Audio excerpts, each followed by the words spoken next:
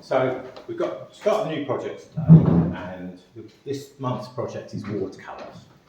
So I thought I'd keep this going for at least 4 weeks. It's actually a 5-week month.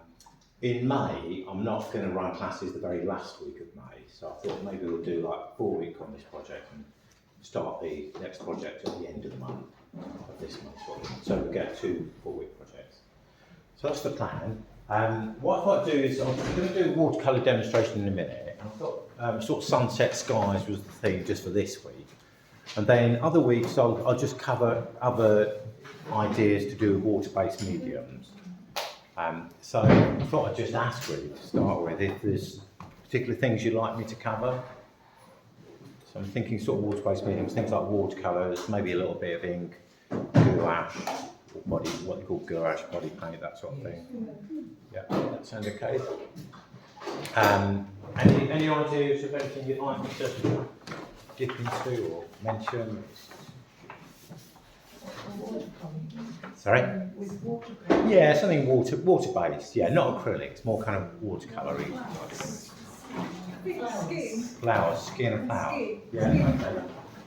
Skin, I don't. Yeah, okay. Flowers and skin, right? Okay. I'll write that down. As soon as my pencil is. Yeah. Okay.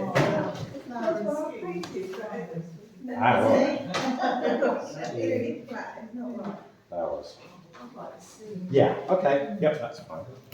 I think what I'll do next week is probably do a little bit on textures and then a few other different kind of mediums. So I might be able to incorporate that in there. Yeah. Okay, so this particular image, if you've been in my classes for a while, this is the one I tend to use an awful lot. So you've probably seen it before. And I will mention it because somebody this morning points out the one we've done last time. So I'm afraid it's a repeat demo. I choose this one though because it's probably about the simplest image I can find for watercolours. Now in these folders there's all sorts of other images. If you're very confident with watercolours, by all means go and do something else. If you feel that you're a beginner and at a beginner's sort of level, this is a great place to start. If you can master this, this is like step 1 really, and then you can go up from here. It's still quite tricky. I had a go this morning, probably not fantastic, but that's this morning's effort. I do have some examples of this somewhere, which unfortunately I couldn't find. So anyway, that image is this little pile here. So if you want one of those, there should be a few copies of that there, and there's a couple more there. Okay. So what the great thing about this is just trying to get some sort of wet in wet washes, some gentle kind of graded wash, going from the yellowy sunset colours into the purpley colours. I won't worry too much about getting the colours perfect. As you can see, depending on which printer I've used, the colours vary a bit anyway. So just go for something that you're happy with, that you feel is quite nice. If you want a bit of watercolour paper, it's really important with watercolours to use reasonable quality paper. So this I've got a Given, I think it's all right. I've only had it a day or so, so I'm not quite sure, but I've chopped it down to that size. If you want it a little bit smaller, we've got the guillotine down here. And as I say, this morning's demo, I did work very small, just to try that. Otherwise, if you want to buy any watercolour paper, I've got 40p a sheet stuff, which is what I'm going to use for this one. Which comes out A3 sizing, and again, if you want to cut it down, cut it down. I've also got plenty of Cotman watercolours here. So this is what I tend to use for my teaching. These are student quality colours. They're not the best, but they're also not the cheapest. And you'll find things like the colours from maybe like the works will be a little bit chalky and probably not such strong colours. So these are a good place to start. If you're thinking to buy materials, or if you want to try them out and see if you like them, if you find you like watercolours. If you haven't bought watercolours yet, by all means use what I've got here. So, with this particular image, I quite like to start with a nice big brush. That one I find quite a nice comfortable one. It is falling apart, but it's a good sort of size. That one is slightly wider, that's in a bit better condition, but I find, yeah, a nice big wash brush. So I tend to just get any old brush to mix the colours. My colours are tube colours, and you'll need plenty of mixing space.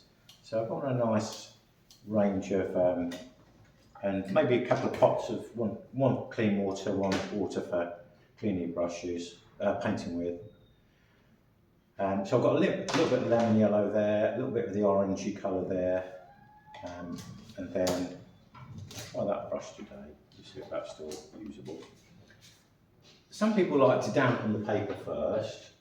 You could possibly do that. I tend to just make the paint really runny. So you want a nice, it's like painting with puddles.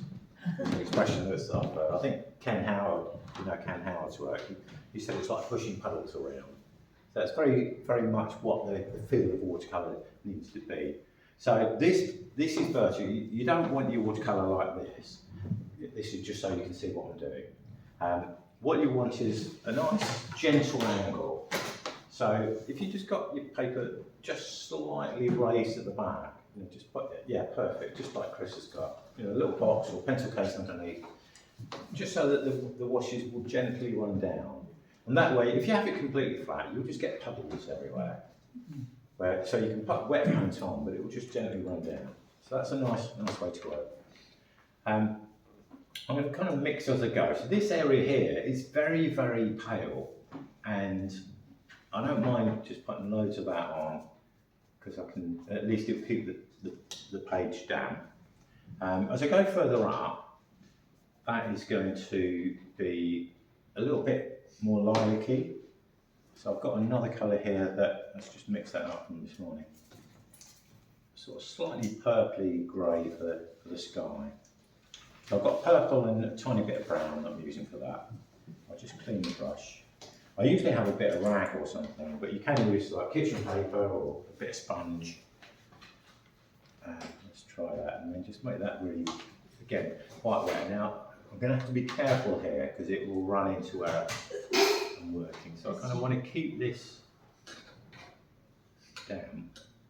Now what you can find is that you'll get like this little bead, and that's okay. So just try and let those mingle together. Yeah, that's going right. If this is slightly purpley, you'll find that when you mix it with the yellow area, it won't go green. So that's why you want it slightly purpley rather than a blue colour. So that's nice and damp now. I can now start adding, let's go to a slightly smaller brush, not very small, but a slightly smaller brush, but something like that. And just get a little bit more orangey colour in there, so a stronger orange for here. I'm not going to do it exactly like this, I'm going to just enhance the colours a little bit. Around the trees it's quite orange, so I actually just want to get some, this is probably a little bit of an experiment, particularly around here, just trying to give the impression of that glowing effect there. And then perhaps some orange in here. If you've got the paper wet, you know, if you don't like this, you can just lift it out with a clean brush like that. So just washing the colour out of the brush, drying it, and you can lift it a little bit. So that's doable. I want that a little bit stronger at the top, so I'm going to go with this stronger lilac-y grey mix. And just get that a little bit darker. And I've wanted a few perhaps reddy colours coming through. While this is still wet, it's actually starting to dry out now, so I probably haven't got much longer to work that. As soon as it's dry, it starts to dry, you'll get harder edges. So if I want to keep these softer edges, that's about the stage at which I need to stop. Because it's quite warm in here, that's going to dry. So that's why I'm sort of suggesting, you know, do quite a few, maybe do a few in a session, just little tiny ones. And just get familiar with the feel of the paint. Where it bleeds like that, I can just kind of mingle that in. That's still a little bit damp up there. I might want it a tiny bit stronger up there. Let's just try that. But as I say, as soon as it dries, that's the time to stop. I want to say a darker cloud coming across this area. That bit there is dry, so I won't put it in there. But I think that still would read fairly well as a sky. So what I do now is I probably would let that dry, and then I'd start trying to put some detail in the trees. Unless you want the trees to look a little bit blended and softer edge too. I could try a tiny bit of that just to show you how that would look. So I'll mix a dark colour again with the purple, the brown, maybe a tiny bit of black. With watercolours, one thing about the darker areas is I probably wouldn't want them that dense and that black. In watercolour, the idea of watercolour is that you're trying to keep a little bit of the white of the paper shining through at pretty much all times. Otherwise, it starts to turn into something more like an oil painting or an acrylic painting. So the idea of watercolour is that that's quite a lot darker than this, but I can still see some of that yellow popping through, and that kind of looks nice. In fact, it probably looks the areas over the yellow, in a way, look more attractive than just over the white. So I could possibly have done yellow over all of it, and it just helps to give a nice sort of warm, glowing feeling. So that is actually dried pretty much. So I can't really do the wet and wet there. But if you were quick enough, you could probably get some of that bleeding in. So I always think it's a nice exercise. I've probably done that quite a few times now in the last 20 odd years. But that is quite a nice place to start. If you fancy just trying to get a nice watercolour look to start. As I say, there's loads of really gorgeous photos here, but they'd be incredibly difficult to do. So unless you can master that, I wouldn't really suggest you go too far ahead. Anyone else got anything? Yep. So let's do the light in the middle and then work outwards to the darkest then. What, the light here? Yeah, I think so. Yeah, I think I tend to work light and dark. What you could also do is do it upside down. That way, this isn't going to run into the lighter areas. So you could, for the sky, that would be another idea. Turn the whole thing, draw it out, turn it all upside down, pop the light in, and then gradually go dark. Yeah, I think that's one of the things I tend to do. I do tend to work light and dark with watercolour. Okay.